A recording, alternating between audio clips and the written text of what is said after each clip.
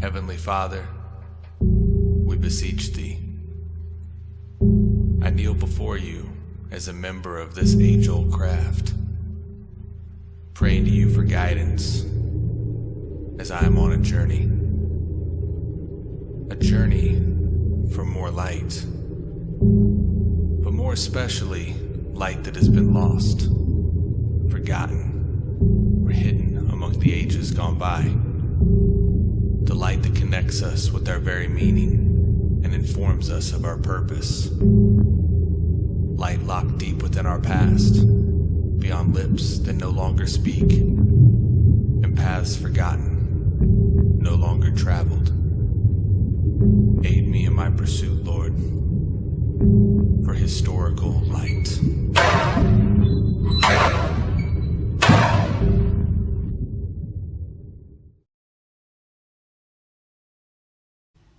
Hey everybody, welcome back to Historical Light, an independent Masonic show focused on the historical events and aspects within Freemasonry. As always, I'm your host, Brother Alex Powers, and I want to thank you for joining us again for episode 3 as we continue our quest for historical light. Now, today's episode is brought to you in part by our sponsor, Masonic Revival. I'm sure most of you have heard of this great company already, but if you have not, I highly suggest you go check them out at MasonicRevival.com. You'll find everything top quality from Masonic lapel pins, bow ties, neckties, and so much more.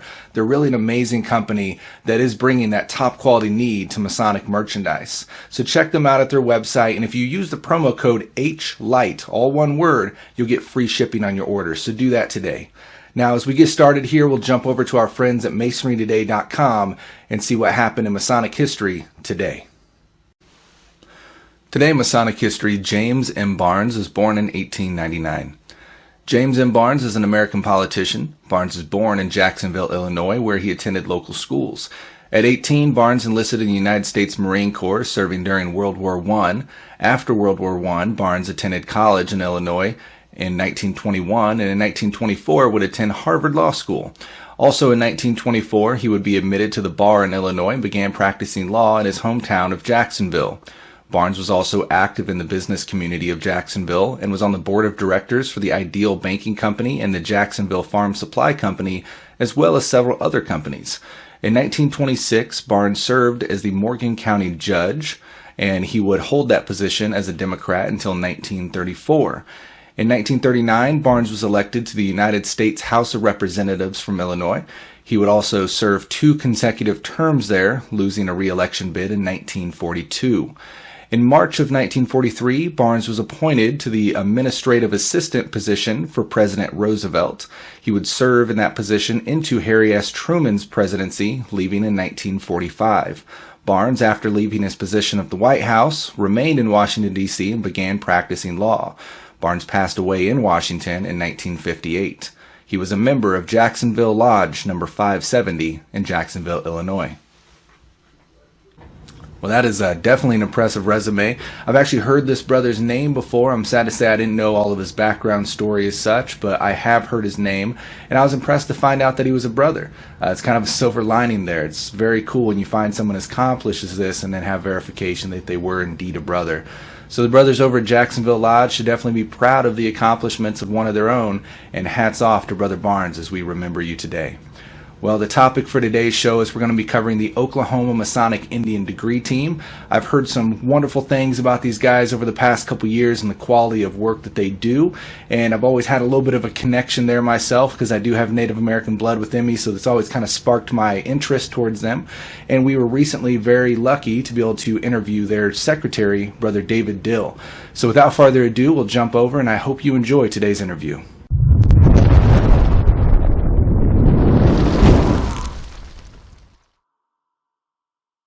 Everybody, tonight we have with us Brother David Dill. He is the current sitting secretary for the Oklahoma Masonic Indian Degree Team. Brother Dill, if you don't mind, I'll go ahead and turn it over to you. If you want to go ahead and further introduce yourself, tell us what lodge you're from, and a little bit about your background.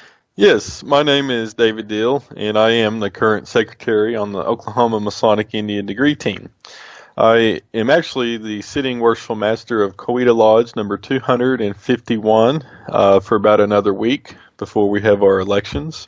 And I've been a Mason for about 6 years now. Very cool. Well, I greet you as a worshipful. We're very glad to have you with us tonight.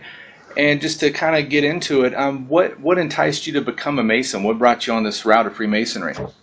Well, I've got Masons in my family. My dad and grandpa are both Masons, and so I tell people it was really only a matter of time before I became a Mason.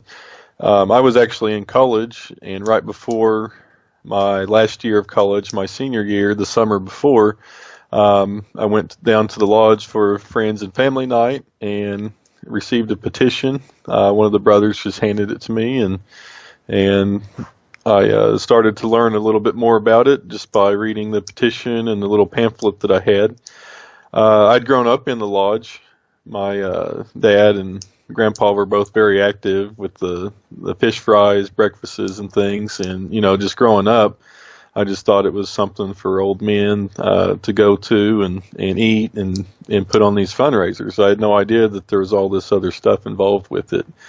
And so, once I got started in it, I picked up the first categorical lecture after becoming an EA. I learned it in about a week, and then same thing with Fellcraft and Masters. So I was a Master Mason after about a month of petitioning. So I went back to college my senior year, a Master Mason.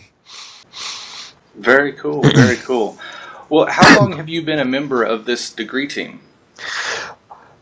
Became a Master Mason in 2010, and I think it was the next summer, 2011, when I actually saw the degree team.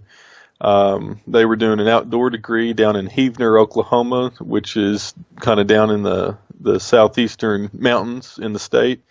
And they were on top of this mountain overlooking this valley as the sun was setting.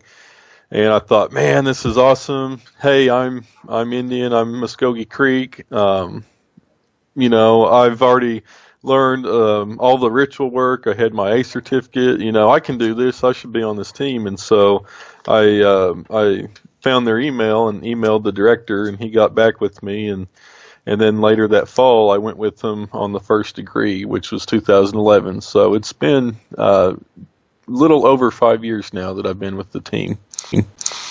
Very cool. And that's actually cool you say that, because I got Muskogee Creek in me as well. So that's always something I've had an interest in finding more about. Right. So can you tell us a little bit about the general history behind the degree team itself and kind of where they got their start? As far as I know, the old guys, the originals, they started kind of messing around with having a degree team made up of Indians around 1947. But back then it was just kind of a loosely knitted thing that they kind of threw together. It gained popularity. People were asking them to do things. And so I think it was the late 50s when they actually organized and said, okay, this is going to be an actual working team with rules and our somewhat of a team constitution and different things, and that was, I believe, 58 or 59 is when that happened.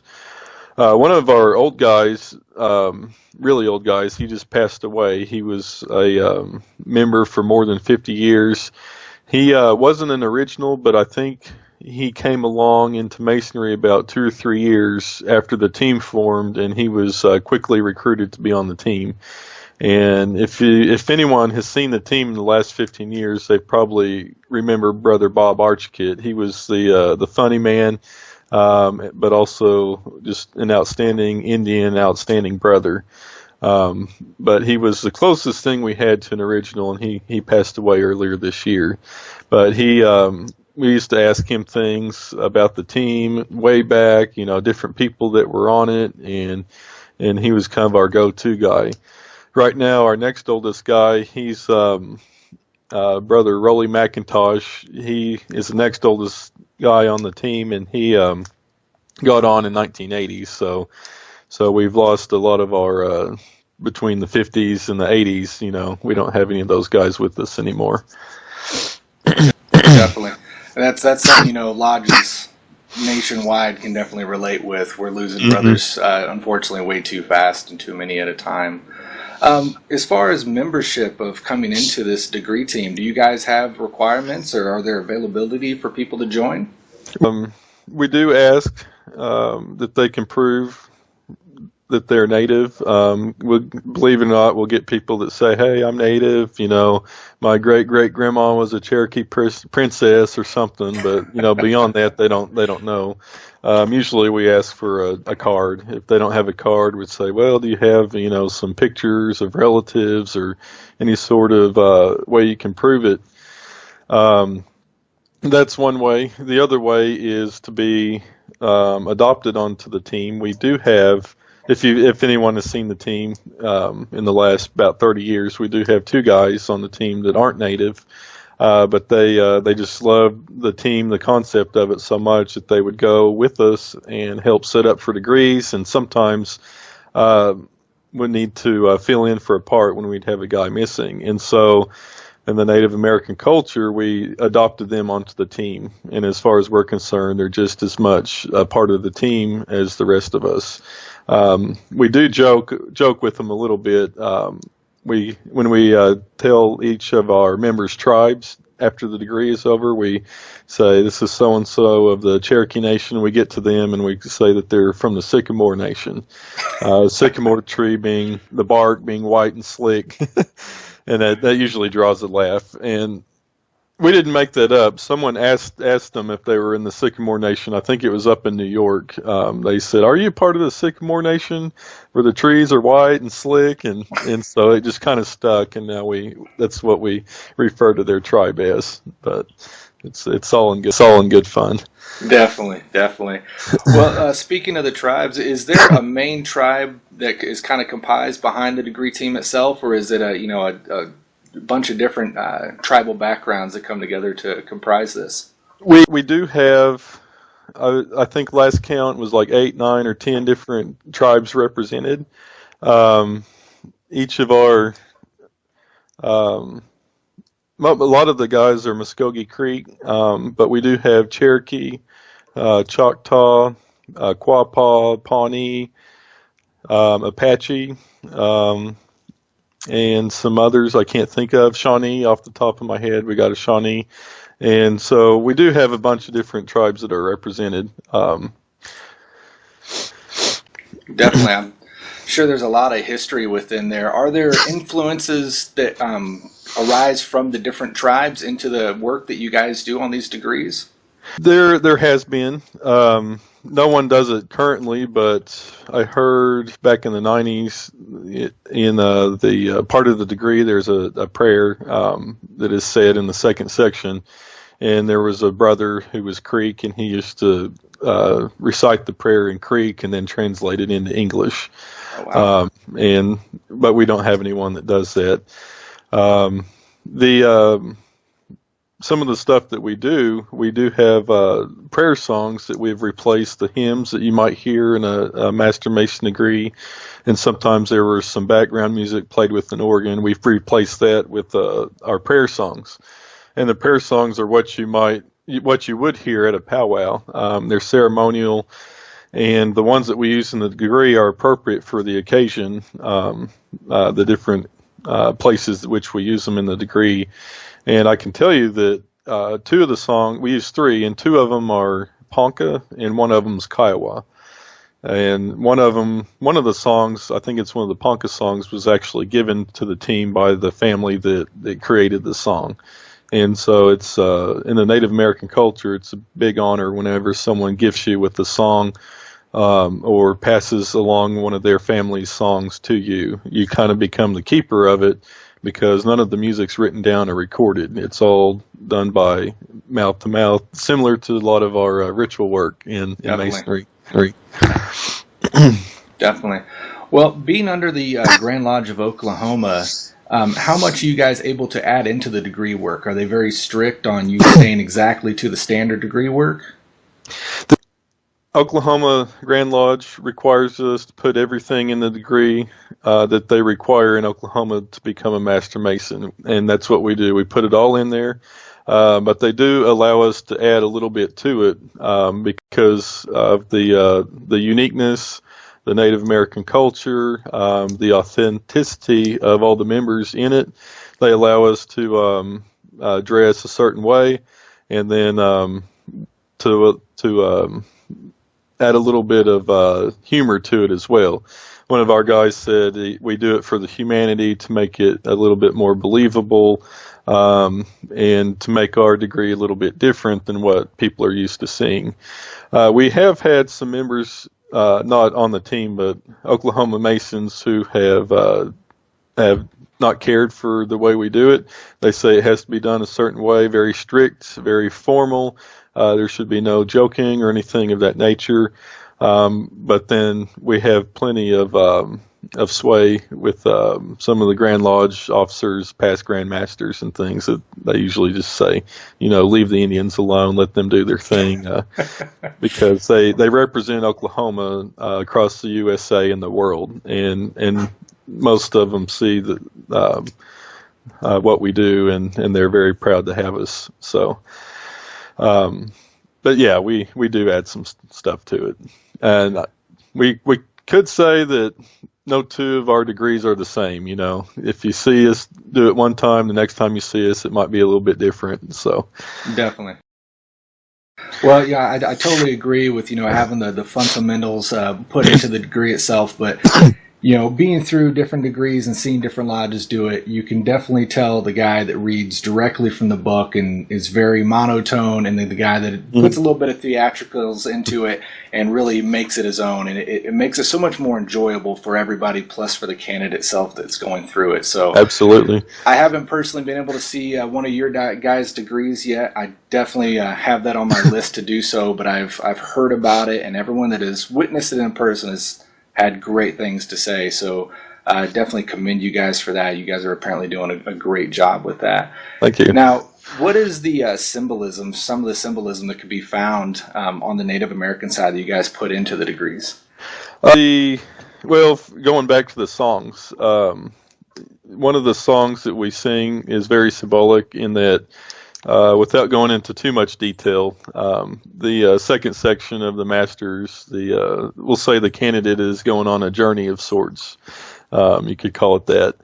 And so one of the songs that we sing is "We're wishing him well on his journey," and this is before he goes and meets the ruffians, and so it's symbolic that way. Some of the other things that we do, it's more for humor purposes. Like when the ruffians meet their demise, we signify their demise by holding up some wigs to represent that they may have been scalped, and that usually draws some pretty good reaction from the crowd. So. Now, I will say with our outfits, our dance clothes, all of that's authentic. We do have real eagle feathers. The worshipful master, King Solomon, if you will, he wears a full war bonnet, full-on war bonnet with eagle feathers, very authentic, and it signifies the authority that he has. By sitting in the east instead of the normal hat that they wear. Sure. And so that's one of the ways as well. One side note on that is sometimes people come up and gift us with things. They'll have these Native American items in their family, or they'll have something they don't know what to do with it, and so they'll come give it to the team. And I think it may have been back in Tennessee. 5-10 years ago, where a guy had a war bonnet with eagle feathers in it. He wasn't Native. He said his family came across it somehow, but he just said he didn't feel comfortable owning it, so he just gave it to the team. And we researched it a little bit, and it's the real deal war bonnet from the 1800s. Oh, wow. And from the Comanche tribe. And every once in a while we'll pull that one out, and it's the real thing. It's cool. Definitely. Well, I'm glad he sought you guys out to give that to you without letting something else happen to it. Right. I mean, anything symbolic like that. I mean, even touching on military regalia or Masonic regalia, it's really a shame how often you see that stuff just end up in the trash. Yeah. Someone passes away, or a yard sale. Exactly. People don't know what it means, and they don't want to deal with it, and they toss it. It's very, very unfortunate to see that powerful history go to waste. Now, I know it's been said that there's actually a lot of ties between symbolism within Freemasonry and within the Native American culture. Do you know of any actual Freemasonry that may have existed within the Native American tribes, or was that primarily brought over with the settlers' influence? It was brought over with the settlers' influence, but the first lodge, as I understand it, in Oklahoma was the lodge in Tahlequah. And Tahlequah is the capital of the Cherokee Nation. And whenever they were going to build the lodge, I believe it was in the 1840s, the Cherokee Nation donated the land for the lodge to be built on. And at that time, the famous Cherokee chief was John Ross, and he was actually Freemason. And so they had a big hand in helping that lodge get started. You can go to that lodge, and on their wall they have all the pictures of the past masters, and from like 1840 up into the late 1800s, they're all you can tell that they're all Cherokee brothers. Very cool. That's one example I can think of. The other is the guy that wrote a lot of the Oklahoma ritual work. His name was Joseph B. Murrow. He was Grand Master in the 1800s, Grand Secretary, Grand this and that. He just was in everything. But his primary occupation was a Baptist preacher. And he was a church planter in southeastern Oklahoma, which is the Choctaw Nation. And he would go around and plant Indian churches and minister to the Indians. He also helped plant some lodges down there. He had a portable altar and some lodge paraphernalia that he would take with him, and he would start these lodges. And at that time, they'd be primarily occupied by the Choctaw Indians. And just to plug real quick, a lot of his stuff is in the Oklahoma Grand Lodge. Upstairs, they have a wonderful museum with a lot of artifacts, and you can read about his history and see some of his artifacts and things that he used when he would travel around. I think they even may have that portable altar up there as well. So, wow. If you're ever in Guthrie, Oklahoma, check out the Oklahoma Grand Lodge Museum. Very cool. That is definitely on my travel list. I have some family history that comes out of Mounds, Oklahoma, that were Freemasons, and been doing a lot of research in their Native American background through them as well. So definitely want to make it down through Oklahoma possibly this next year and see all those sites. It'd be very cool to witness firsthand. So without going too deep into detail or anything, what kind of symbology, I know you mentioned the music and stuff you do, but is there other symbology that you put into the degree work itself? The music's the main thing. I will say the outfits that we wear play into a little bit. Talking about the outfits, they're really modeled after different powwow dances. Each tribe at a powwow, there might be 30, 40, 50 different tribes represented. Sure. And each tribe has their own traditions, their own things that they do. And so at a powwow, if they tried to incorporate all those, it would take forever. And so a lot of times they narrow it down to 4 main dances. And so our outfits are modeled after those 4 main dance outfits. The one that you see most of on the team is the straight dance outfit. And the straight dance is a gentleman's dance. It's the proper formal attire for a powwow. It's your dress clothes, your Sunday best, but in the Native American sense. And so that's why a lot of us wear that for the degree. It's gentleman's attire, gentleman's clothes, because it corresponds with the gentleman's dance. And so that's another way we could incorporate that into the degree. Definitely. Well, joining into the degree team itself, I know in Oklahoma you guys are surrounded with the Native American culture a lot more than we are here in Kansas, for say. Do you guys know about this culture, like the dances and stuff, prior to the degree team, or is this all something that you're totally submerged with once you're joining? We've got members with different backgrounds. We've had some guys that started off, they grew up on the powwow circuit, dancing and in the powwow culture. And then later on, they became Freemasons, and they learned about the team and said, "Hey, I've got dance clothes. I know about all this stuff. I should be on the team." And then there's people like me where we join Masonry, see the team, and then think, well, I think I might want to be on the team. And so for me, my personal experience is I talked to the director, and he said, "Okay, well, you can do the ritual work. Well, we need to get you some dance clothes." I said, "Okay, how do I do that? Where do I go? Is there a website?" But come to find out, everyone makes their own clothes, and it's a lifelong journey. And he said, "Well, you're going to have to learn how to do this stuff." And so I learned to make moccasins, leggings. I learned to do the beadwork. And I can honestly say, without Masonry, without the degree team, I never would have learned about my culture. It's brought me a greater understanding of the Native American culture and the traditions, and so much that I could have gone through life and not known anything about had it not been for the degree team and Oklahoma Freemasonry. I couldn't agree with you more. That's really why I got into doing this show. There's so much history there and it's so easy for it to be lost too. It's really scary to see, your past generations, that you get one or two generations down and you're pretty much forgotten about. So it's really important to, if you don't already know that history, relearn it, maintain it, and preserve it and honor it for the generations to come. So I'm glad you guys are taking those steps to do that, and that's really cool that that has brought you to a point that you've gotten more in touch with your ancestors' history. Now, you're speaking about the different tribal clothing. What all different styles would you see from the different types of tribes on the dresses that you guys use within the degree team? The straight dance, the one that I mentioned earlier, the gentleman's dance, that comes from the southern plains tribes like the Comanches, maybe even some Apache, the Caddos, all the tribes that were originally in Oklahoma, they used that dance.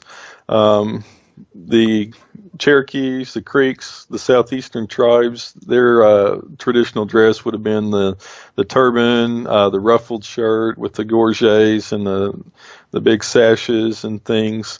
But those aren't dance clothes. That would be like ceremonial dress. And sure. So we try to limit the dress on the team to the dance clothes. And so you see a lot of straight dance. We do have our director, he does wear a fancy dance outfit, which is the crazy one with the ribbons and the bustles and the feathers everywhere, which that actually started in Oklahoma with the Ponca tribe in the late 1800s. But he's Creek, but he wears the fancy dance outfit. So a lot of times what we're wearing doesn't correspond with our tribe. But we do try to, within our outfits, incorporate some things from the tribe. With the beadwork, we might put a pattern that you see common in the Creek Nation, or colors for different tribes. Some tribes have official colors, and you might incorporate that in your shirt or your beadwork and things. And so the corresponding tribes would be real small things on the outfit that you might notice. Very cool. Well, about how many degrees would you say you guys do per year on average? We do about 10. We try to limit our degree work to 2 per month. Any more than that, and we're really stressing our guys. A lot of them still work, and then they have their families and different things. And so we really try to limit it to 2 per month. And it usually comes about 10 per year. Some months are really slow, like December is a slow month.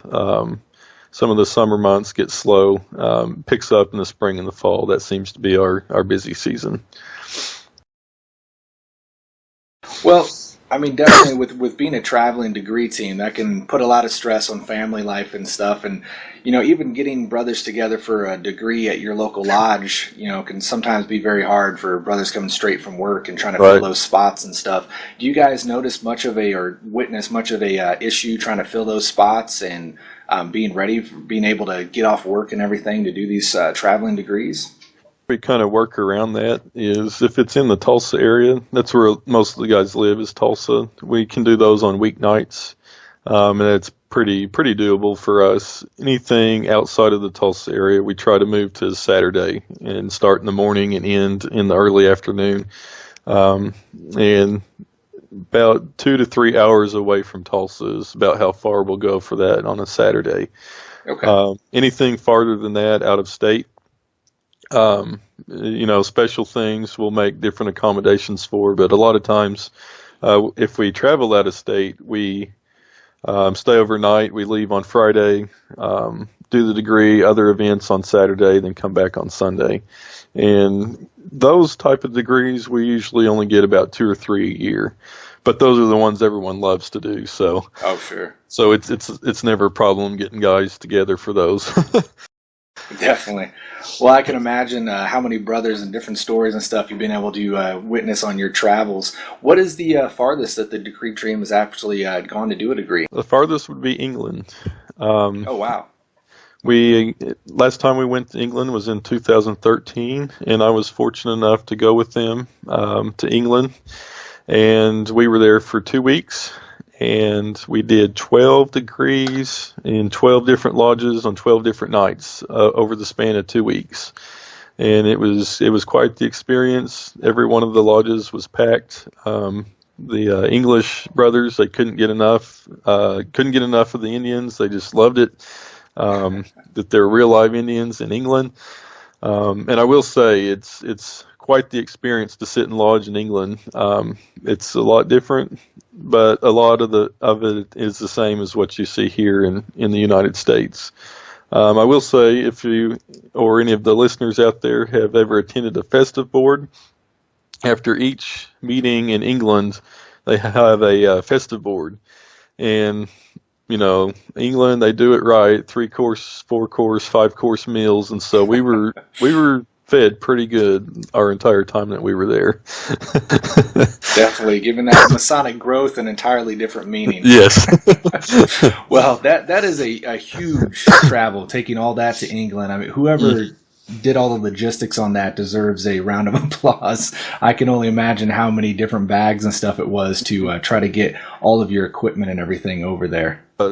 I'll give a shout out to him. His name is Keith Jackson in England, and he's the one that kind of managed us. He arranged all the lodges that would host us, figured out all the expenses, worked out the itinerary, and it was quite an undertaking, and he really took care of us. And so not anything that we did, it was really all him to organize that.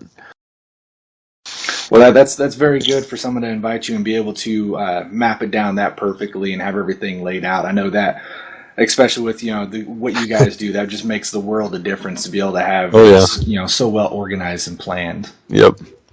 So I'm sure there's viewers out there that are definitely interested in witnessing this firsthand. How would they go about actually requesting you guys to come and do a degree at their local lodge? We ask for just a couple things. If it's out of state, we ask for the host lodge to provide our transportation cost, our lodging while we're away, and then our meals. Transportation, we'll drive anywhere up to about 9-10 hours. It's about our max. After that, we ask for plane tickets because we've got a lot of older guys that can't be in a car for any longer than that. Oh, sure. And when we do drive, we ask for 50 cents a mile both ways for 2 vans, up to about 8, 9, 10 hours away, kind of depending on how easy of a drive it is. And then 2 nights in a hotel, Friday night, Saturday night, and then the lodge meals while we're away. And we just basically ask to be taken care of. A lot of times, the brothers are more than happy to show what kind of hospitality they have, and they'll roll out the red carpet and take us to local attractions in their town, and they just love to show off their areas. So it's always a good time when we're able to do that. Well, that's good. I mean, those demands sound very reasonable for the quality of work you're bringing, and for you to pack up everything and come to a lodge and bring that kind of quality of work. I mean, that's really a huge feat for you guys, and I'm sure it's extremely appreciated. Mm-hmm. Well, so far we've brought in a lot of knowledge about the degree team and the history behind it. Is there anything else of historical relevance that you'd like to inform everybody on? I would say that one interesting thing about Oklahoma is up until 1907, it was known as Indian Territory. And so most of our lodges were chartered before 1907. And so they actually had a Grand Lodge of Indian Territory charter. And then in 1907, they combined the Indian Territory Grand Lodge with the newly formed Oklahoma Grand Lodge. And so a lot of the lodges you go to, they have two different charters on their wall. My home lodge, we don't have our original, but at one time we did have an Indian Territory charter, which is cool. It's always cool when you can see that. Definitely. That's some pretty cool history there. And actually, you bringing up the Indian Territory Grand Lodge. Speaking of my family that I located in Mounds, Oklahoma, that's one of the problems I was coming across is that lodge, being a very small town, even to this day, I believe that lodge closed down in 1939. Mm-hmm. But, prior to, I think it was 1906 when everything was Indian Territory Grand Lodge, and then it switched to Oklahoma Grand Lodge. It seems like, especially with lodges closing down around this time, a lot of history unfortunately got lost, and paperwork was a lot harder to keep track of and stuff in those times. But that is very cool. Do you guys still see any comparison between the two Grand Lodges today, or? Well, the most interesting thing about that is on our actual Grand Lodge communication, it'll say like the 140th communication of the Grand Lodge of Indian Territory, as well as the 108 or whatever it is communication of the Grand Lodge of Oklahoma. So technically, both of them still exist, but they operate as one. It's kind of weird. That is cool. Proceedings, and it lists both of them. And that's I've always found that interesting. That is very cool. So in a way, you're a member of two different Grand Lodges at the same time. Right. That's very cool. That's a great history to keep alive, though. We'd hate to see that disappear. Well, brother, I thank you so much for taking time with us tonight. We brought a lot of history about the degree team, and the degree team is doing great work, and we want you guys to keep up with that. So we sincerely appreciate you bringing that knowledge to us tonight. And is there any plugs you'd like to give as far as how the audience can best get a hold of you guys to do all this requesting of you to come out? I would encourage them to like our Facebook page. Just go to Facebook and search Oklahoma Masonic Indian Degree Team, and we should come up. We try to post pictures of recent degrees on there and events, as well as upcoming degrees and events. The best way to reach me as secretary to try and plan something would be to just send me an email directly, and that it would be at omidtsecretary@gmail.com. And you can also find that email address on the Facebook page. I will just give some quick info. In May, I think it's the third weekend in May, we're supposed to be in the Dallas area, Dallas, Texas, this coming September. Lake Charles, Louisiana, and then we may even have one up in South Dakota and some other places. So just watch our Facebook page, and we'll try and keep you posted. Definitely. And we will make sure to put those links on our page as well, so all the viewers have quick access to that. Well, brother, thank you so much again for joining us tonight, and we hope to see you again soon. Thanks for having me on. I enjoyed it. Well, we definitely want to thank Brother Dill once more for coming on the show and taking the time to do this interview with us. Like I said, over the past several years, I've heard some really great things about these brothers, so I was really intrigued to find out the more history behind them and how they became to be. So if you get the chance, I would highly encourage, do some traveling to go see these brothers if they're somewhere near you, or take the opportunity to invite them to your local lodge or region so you can see this work, this degree work firsthand. They offer it in such a unique fashion. It's something that you definitely want to experience and don't want to miss out on. So we'll have their links on our site so you can check them out farther and get in contact with them. And we're going to continue this conversation on our Facebook group. If you're not a member, I highly suggest you go join today so you can continue in the conversation information and keep up with some really great other conversations going on a daily basis there. So with that said, thank you so much for joining us once again, and we'll see you next time as we continue our quest for historical light. Have a great day.